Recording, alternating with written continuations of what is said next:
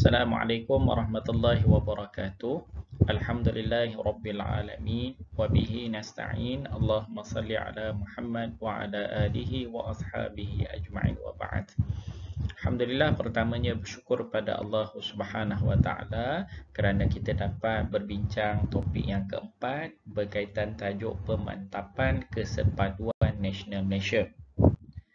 Baik, sebagai latar belakang ataupun sinopsis ringkas berkaitan dengan topik ini, kita akan melihat kepelbagaian menimbulkan pelbagai cabaran kepada sesebuah masyarakat seperti Malaysia kerana kita terdapat di dalamnya pelbagai kaum dan budaya, dominannya masyarakat Melayu, Cina, India dan pelbagai lagi subetnik Sabah dan Sarawak, dan juga hasil daripada interaksi kita dengan tamadun-tamadun luar yang lain. Setiap komuniti misalnya mempunyai akar etika dan peradaban yang berbeza dan terjelma dalam pemikiran dan praktis kehidupan masing-masing. Masyarakat Melayu, Cina dan India sebagai contohnya mempunyai amalan budaya ataupun adat etika masing-masing daripada aspek keseharian, begitu juga dengan amalan agama. Namun kesemuanya perlu hidup dalam sebuah masyarakat Malaysia, berkongsi persamaan dan mencari titik pertemuan ketika terjadi perbezaan. Kesediaan tawar-menawar, berunding dan melakukan mediasi telah membawa keamanan, kestabilan dan keharmonian di Malaysia semenjak merdeka lagi. Inilah kesepaduan nasional yang telah wujud, didukung dan mesti terus-menerus dimantapkan daripada semasa ke semasa sehinggalah pada masa-masa akan datang. Ia dilaksana melalui 3 rangkai proses yang bergerak serentak dipacu oleh 3 motivasi, iaitu perpaduan yang diidamkan, kesepaduan yang dicapai dan penyatupaduan yang diusahakan daripada semasa ke semasa. Tindakan membina Indeks Perpaduan Nasional IPNAS 2018 adalah suatu usaha serius dan bersungguh-sungguh untuk memantau pemantapan kesepaduan nasional di peringkat Malaysia ini. Baik, objektif perbincangan topik yang keempat ini adalah untuk membolehkan anda memahami proses pemantapan kesepaduan nasional di Malaysia. Baik, seterusnya hasil pembelajaran di akhirnya diharapkan setelah mempelajari topik ini, para pelajar akan dapat yang pertamanya membincangkan proses pemantapan kesepaduan sosial di Malaysia.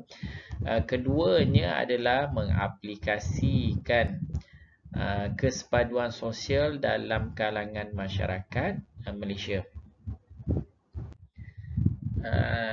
Sebagai latar belakang ataupun kandungan topik bab yang keempat ini adalah berkaitan dengan perpaduan matlamat yang diidamkan. Subtopik yang kedua adalah kesepaduan tahap yang dicapai pada hari ini, dan yang ketiganya penyatupaduan sebagai suatu proses yang perlu diusahakan daripada semasa ke semasa. Baik, 3 lapisan perpaduan yang perlu kita fahami dan garap bersama. Dia mempunyai proses ataupun kita katakan perkembangan pembentukan masyarakat kita ini. Terhasilnya jalinan antara satu sama lain ini perlu dilihat daripada semasa ke semasa yang kita dapat garapkan kepada 3, iaitu perpaduan, kesepaduan dan juga penyatupaduan. Baik, ini gambaran apa yang dimaksudkan berkaitan dengan perpaduan, kesepaduan dan penyatupaduan. Kesatuan ini merupakan matlamat akhir yang diidamkan dalam sesebuah negara yang berbilang etnik sebenarnya. Namun keadaan bersepadu menjadi kesatuan yang utuh. Keadaan aman, stabil, makmur dan sejahtera dicapai, tetapi diakui masih terdapat perbezaan dalam defisit sosial yang wujud dalam sesebuah masyarakat. Kemudian penyatu paduan adalah proses menyatu padukan. Ianya merupakan satu usaha berterusan pada peringkat semua lapisan masyarakat untuk menyelesaikan defisit sosial berwahanakan tapak integrasi, berprinsipkan tawar-menawar, perundingan dan juga mediasi. Baik, untuk menghayati pengalaman Malaysia sehingga ke hari ini dari kesatuan ke perpaduan, ini adalah proses bagaimana perkara ini berlaku. Kesatuan adalah suatu perkara yang diidam-idamkan, namun begitu ianya mempunyai cabaran, dan setelah diamati dan diperhatikan, bertukar kaedah daripada kesatuan kepada perpaduan untuk meraihkan kepelbagaian masyarakat, budaya, bangsa dan juga agama yang wujud, maka beralih daripada kesatuan kepada perpaduan. Baik, sejarah mencari kesatuan ini kita boleh lihat membina kesatuan secara berterusan pernah dilakukan satu ketika dahulu, sehinggalah pada tahun 13 Mei 1969, tarikh 13 Mei 1969 ini pecah berderai konsep kesatuan yang diinginkan. Kemudian pada rancangan Malaysia yang kedua pada tahun 1971 diatur ataupun dirancang istilah perpaduan diperkenalkan dan digunakan. Kemudian perpaduan dalam kepelbagaian yang kita terima dan fahami dalam konteks sosial kita yang pelbagai kaum, bangsa dan agama ini, kemudian sehinggalah wujud Indeks Perpaduan Nasional pada tahun 2018. Baik, sejarah mencari kesatuan ini bermula kalau kita lihat sebelum dikenali sebagai Malaysia, ini disebut sebagai Malaya ibarat sebuah jigsaw puzzle, ataupun kita bermula dengan merancang, menyusun, mengatur strategi. Kita memahami masyarakat yang ada ketika itu pelbagai latar belakang. Negeri-negeri dalam Malaya ataupun Malaysia ketika ini asalnya terikat kepada pusat-pusat yang berbeza, iaitu Siam, Belanda, Britain, sehingga disatukan oleh penjajah British lah satu ketika dahulu. Melalui pembentukan kesatuan dan persekutuan, negeri-negeri Selat, negeri-negeri Melayu bersekutu, negeri-negeri Melayu tidak bersekutu, itu adalah satu usaha ataupun langkah sedikit demi sedikit.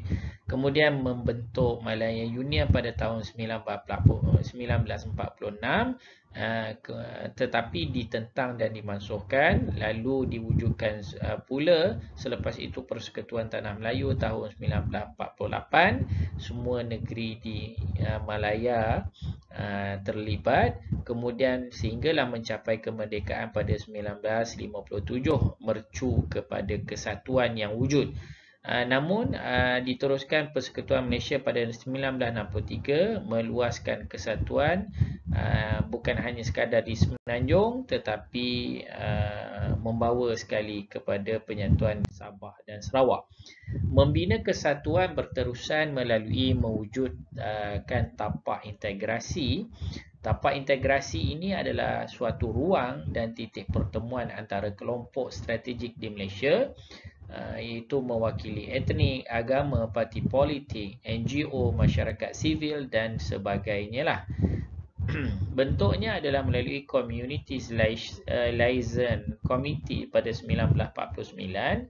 Pimpinan elit kaum-kaum telah bersama. Kemudian penubuhan parti politik bersifat muafakat coalition pada tahun 1946 dan juga 1952. Kemudian seterusnya institusi pilihan raya 1952 dan 1955. Rancangan pembangunan 5 tahun 1950 hingga 55 dan juga 1956 hingga ke 60. Perlembagaan pada tahun 1957, simbol dan struktur kesatuan YDPA yang di-Pertuan Agong, bendera, lagu negaraku, dasar kebudayaan kebangsaan, bahasa kebangsaan, sekolah aliran kebangsaan. Itu adalah tanda-tanda kepada untuk mewujudkan kesatuan. Kemudian pada tarikh tanggal 13 Mei 1969, Kesatuan Pecah Berderai yang kita cuba lihat daripada konteks sejarah tersebut, tiba-tiba berlaku perubahan ungkapan dan haluan negara. Perpaduan mengganti perkataan kesatuan dalam kepelbagaian tidak digunakan lagi. Diguna pakai semenjak rancangan Malaysia kedua tahun 1971 hingga 75 untuk usaha penyatuan sosial sebagaimana